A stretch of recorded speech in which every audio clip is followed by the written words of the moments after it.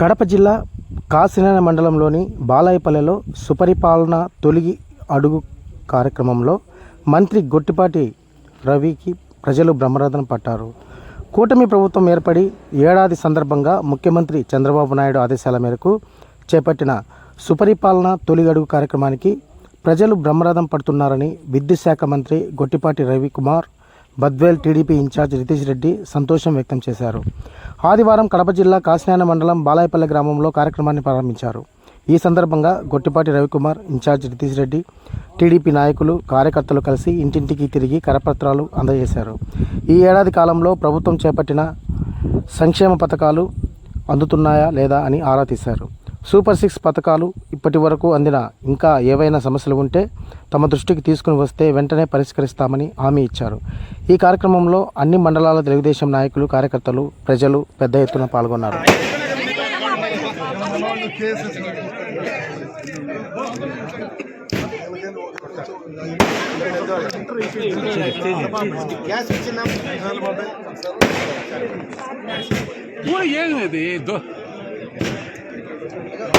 మీరు ఎడికి జరగండి.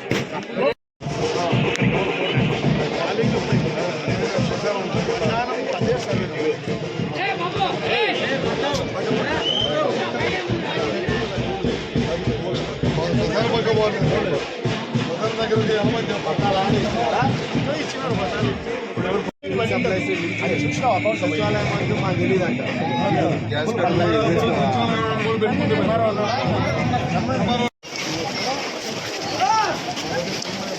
Local leaders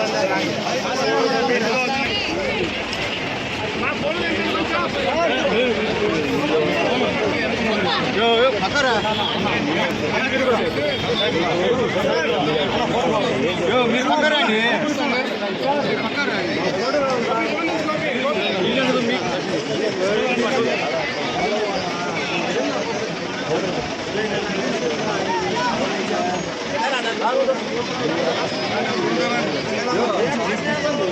ముందు నా వెనకరండి అన్న ఫస్ట్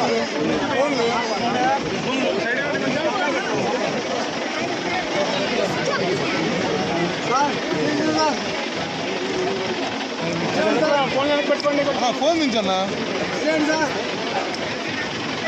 ఓకే సార్.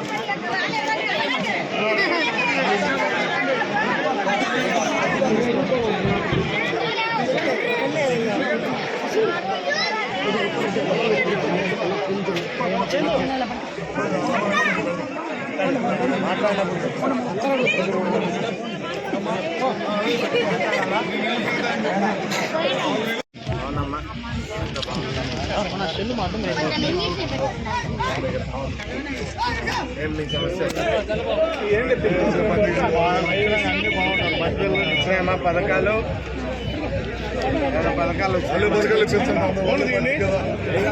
పెన్షన్ ఉండేటివన్నీ వచ్చినాయి కదా. ఇవన్నత వరకు ఇబ్బంది ఏం లేదు. పిల్లలు పడింది కదా. ఏమైనా ఉన్నాయా చెప్పు సమస్యలు. మోమాటం వచ్చినాం ఇంటికాడికి.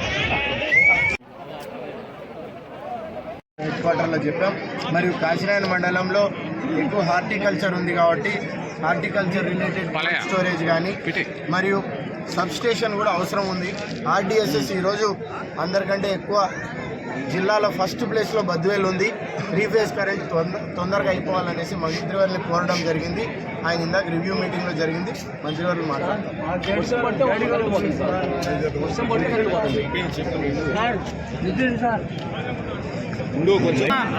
ఈ గ్రామంలో కొన్ని సమస్యలు మన గ్రామ పెద్దలు చెప్పడం జరిగింది. ముఖ్యంగా వ్యవసాయానికి తాగునీటికి చాలా ఇబ్బందికరంగా ఉందని చెప్పారు.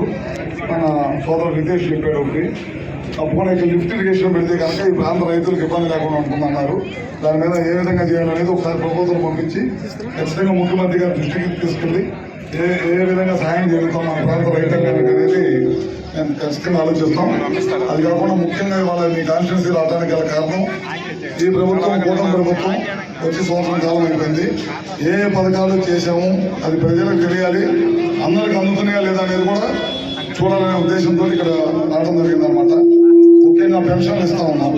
దాదాపు పెన్షన్ 4,000 చేశాము. ఇచ్చిన మాట ప్రకారం ఆ రోజు 3,000 ఉన్న పెన్షన్ ఒకేసారి 4,000 చేశాం. కొంతమంది దివ్యాంగులకైతే 6,000 ఇస్తున్నాం. కొంతమంది వివిధ జబ్బులతోటి ఇబ్బంది పడుతున్న వాళ్ళకి 10,000 ఇచ్చాం. అసలు పూర్తిగా ఇబ్బంది ఉన్న వాళ్ళకి 15,000 ఇస్తా ఉన్నాం. ఇట్లా చాలా మందికి ఇస్తా ఉన్నాం. ఇందాక వచ్చేటప్పుడు దారిలో కొంతమంది పెన్షన్ రాలేదని చెప్పారు. 2020 నుంచి భర్త చచ్చిపోయిన వారికి ఎవరు కూడా ఒక పెన్షన్ కూడా ఇవ్వలేదు గడిచిన ప్రభుత్వం. మన ప్రభుత్వం మన ఈ మధ్య మొత్తం సర్వే చేపిస్తే 1,25,000 నుంచి 1,50,000 పెన్షన్స్ ఇంకా ఉన్నాయని చెప్పారు. తొందరలోనే కొద్దిగా డబ్బులు